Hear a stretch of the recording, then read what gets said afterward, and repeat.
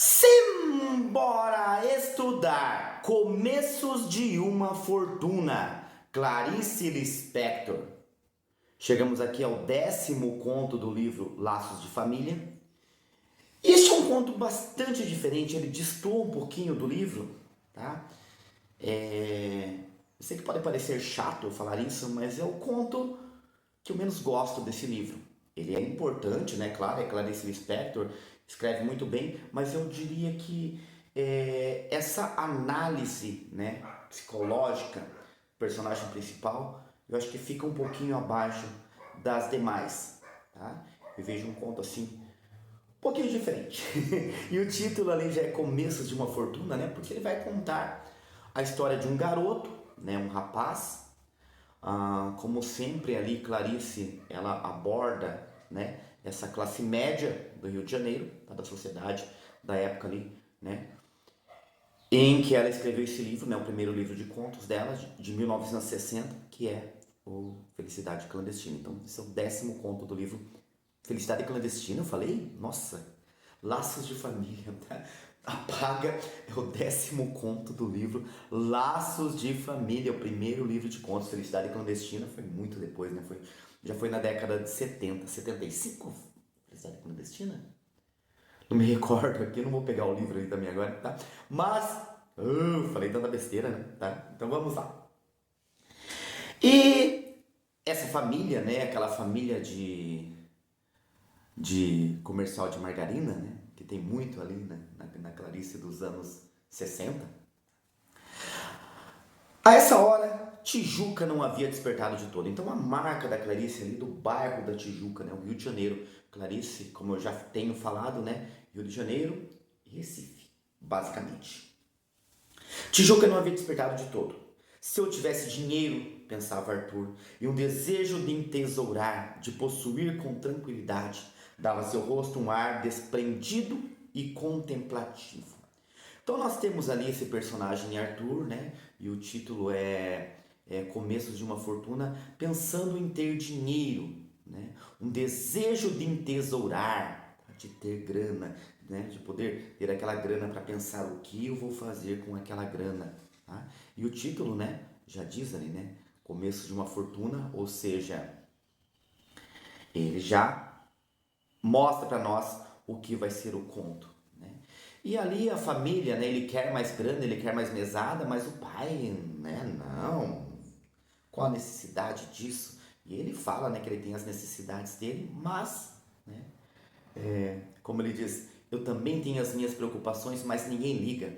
Quando digo que preciso de dinheiro, parece que estou pedindo para jogar ou para beber. Ou seja, ele quer dizer que ele não gasta com coisa besta, né? Ele não é para isso que ele quer. E até uma conversa depois dele com um amigo, né? O amigo fala que ele quer dinheiro para comprar uma nova bicicleta e coisas assim. E lá depois nós vamos ver que ele quer o dinheiro realmente porque ele quer. Ele quer, né? Ele pensa em formar uma fortuna ali. Por isso o título é Começos, né? Começo de uma fortuna.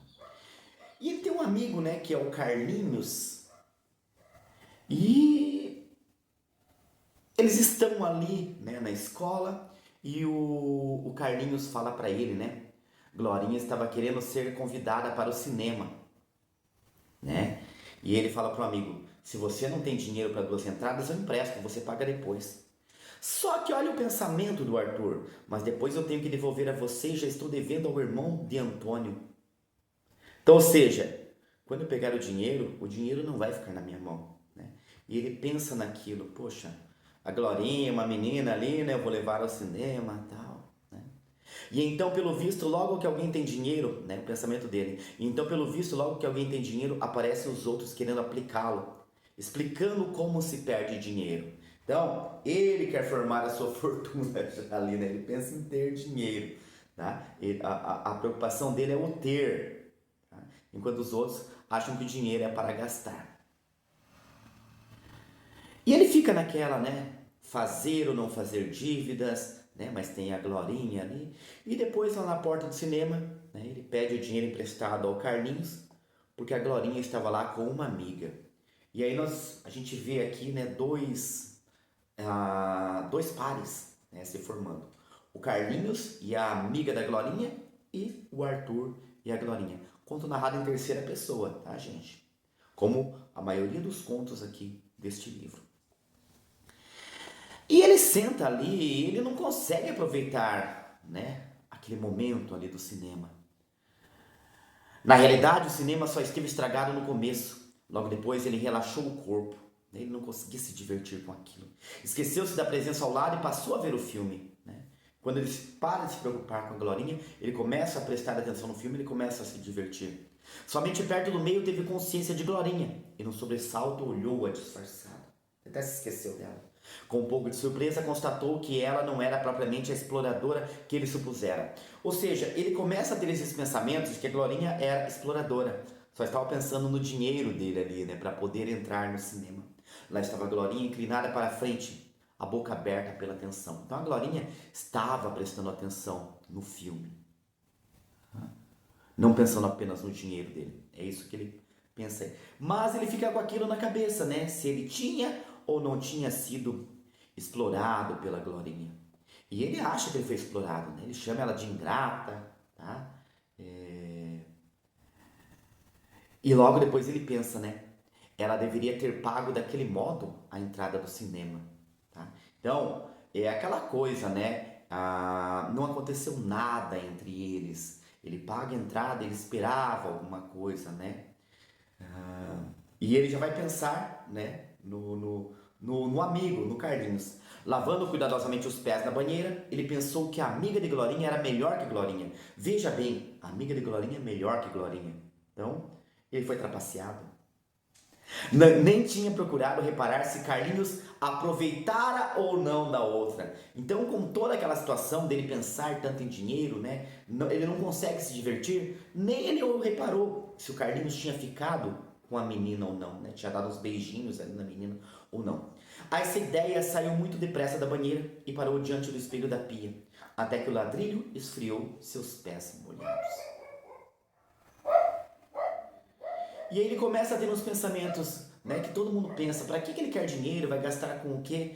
E se nunca, mas nunca quisesse gastar o seu dinheiro e cada vez ficasse mais rico? O que é que há?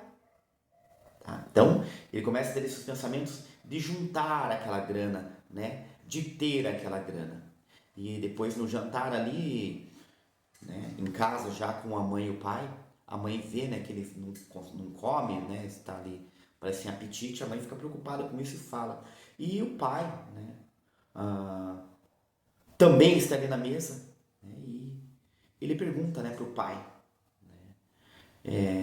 o que são promissórias, né? Como é promissórias?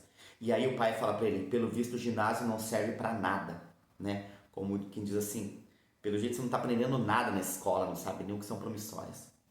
E a mãe intervém naquela início de briga ali deles, né? Pensando já que aquilo pode se tornar uma briga. E a mãe fala para ele, né? A mãe fala para ele, né? Para ele comer mais, né? Coma mais batata, Arthur. E aí o conto termina com a fala do pai.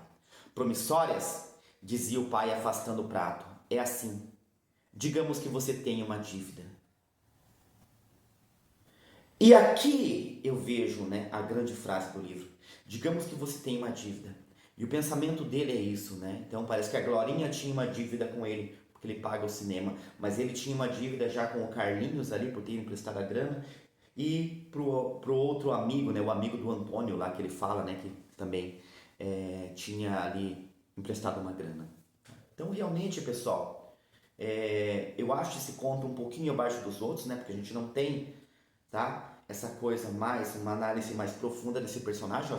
Eu acho o personagem aqui mais, né, o personagem principal mais raso aqui dos contos, né, deste livro da Clarice, mas mesmo assim é um conto muito importante, tá?